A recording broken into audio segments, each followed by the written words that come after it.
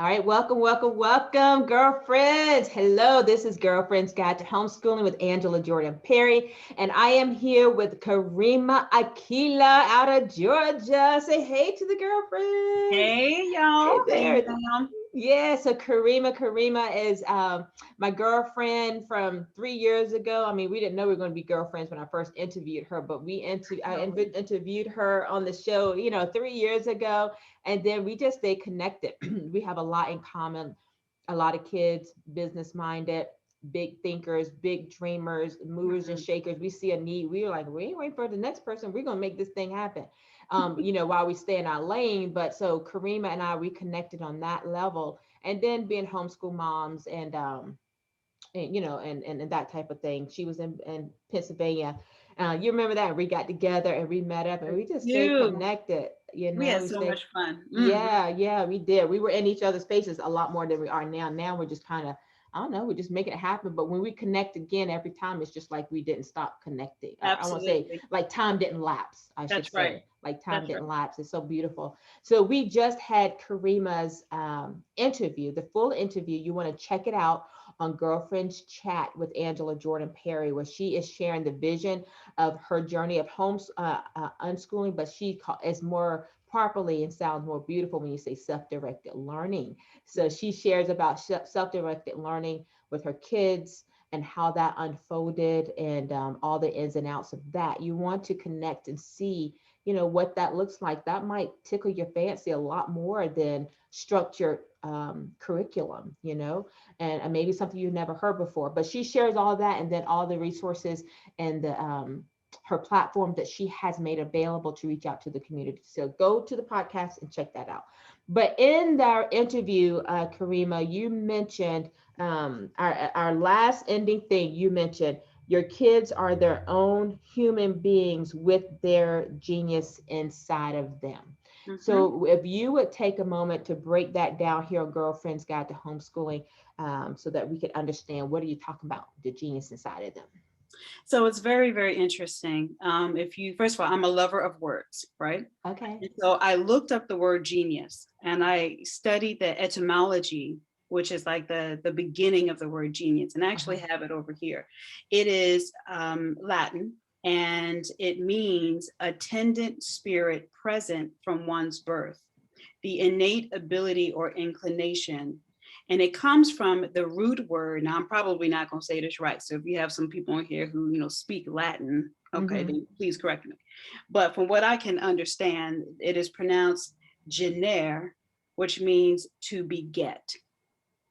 And the original sense of the word genius means a spirit attendant on a person. Hmm. And that gave rise to a sense of a person's characteristic disposition, which then led to a sense of a person's natural ability. Mm. And then finally, not until the mid 17th century, did we start finally calling this thing an exceptional natural ability.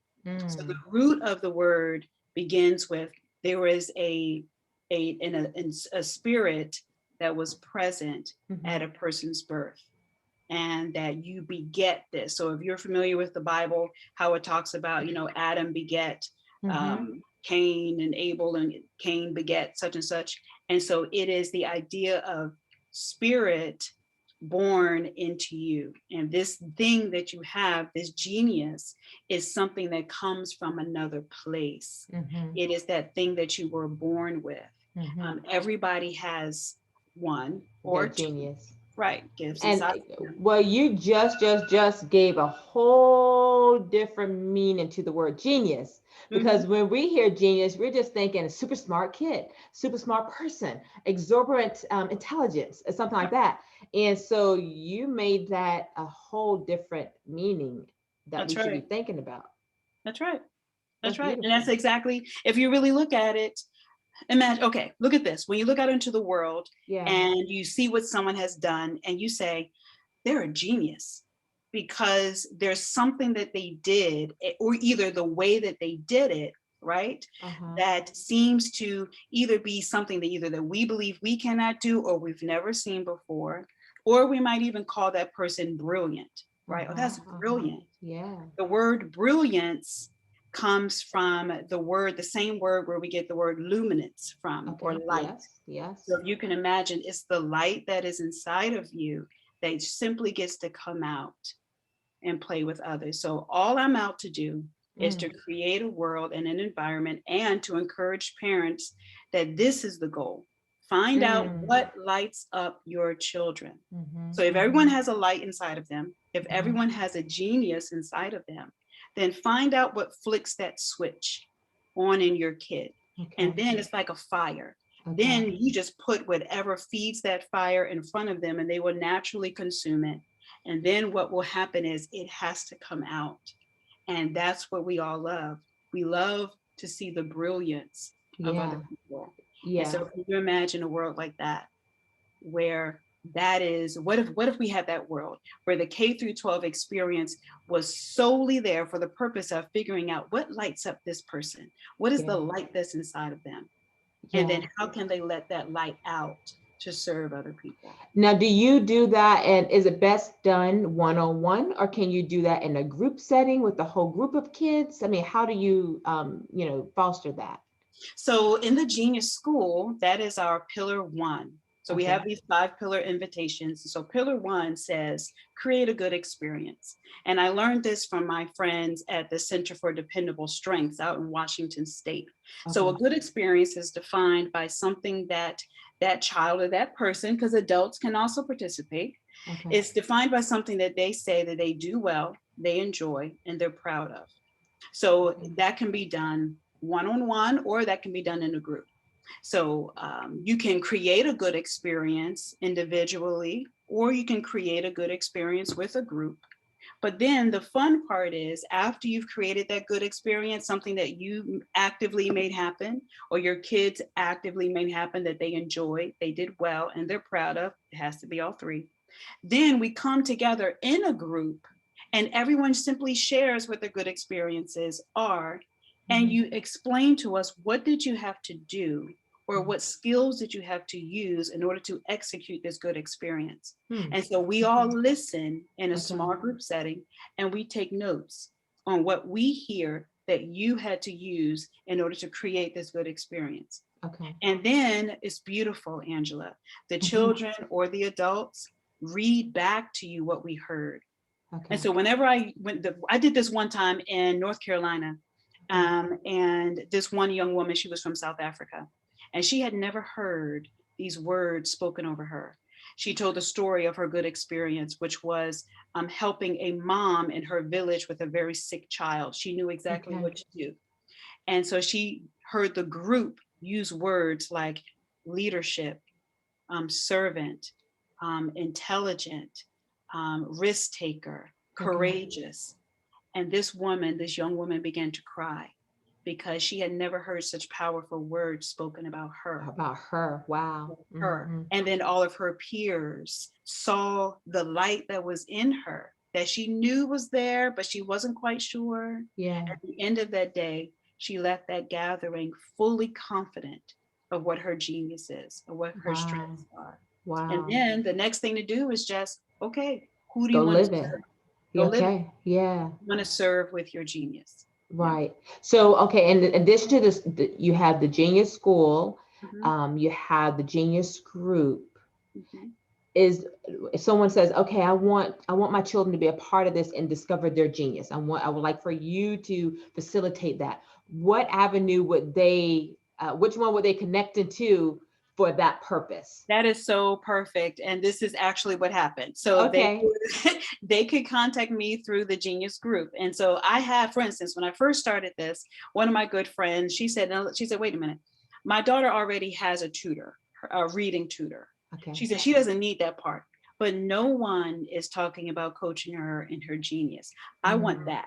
And I only want that. Right. And that's available as well. Yep. And so they would get me as their Genius Group coach or their genius tutor. And so what that would look like is, we would meet on Zoom once a week.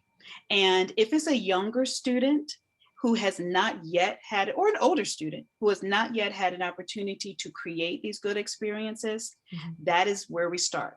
And I simply ask them, what is something that you would like to do that you say, not your mama, not your daddy, but you say you would enjoy, you would do well, and you would be proud of. And then they tell me, and then we talk about, okay, what materials would you need to do that? How many people would you need to help you do that? How long do you think it would take? And so we set up the parameters for what that would look like. And I do that with everyone in the small group, and then we begin. Parents, of course, have to agree to take the child to the craft store, like I had to take my daughter, go help them gather the materials. Parent and child will have to agree on the space in the house if it's a larger project where, you know, they can conduct it. And then for the next 3 weeks or however long, I like to keep the projects around 3 weeks so that during a 12-week span, we can complete 4 good experiences. And so then I meet with them every week and we say, all right, how's that going? You know, you should be at about, you know, this stage of this project based upon what the student has said. And so I'm there to be the coach, the facilitator. If they come up upon something that's frustrating, I'm there to help them work that through. If they're really excited about something, I'm here to help them leverage that. And then at the end, we go through that small group exercise where the student says what they had to do to create their good experience, and everyone else listens and writes down what they hear as their strength. And so at the end of it, students walk away being able to answer this question. I want kids to be able to say, there are many things that I do well. 3 of them are ABC. Which one of those do you want me to tell you about first? And then they go on to give proof of that strength or that genius based upon the good experiences that they just created.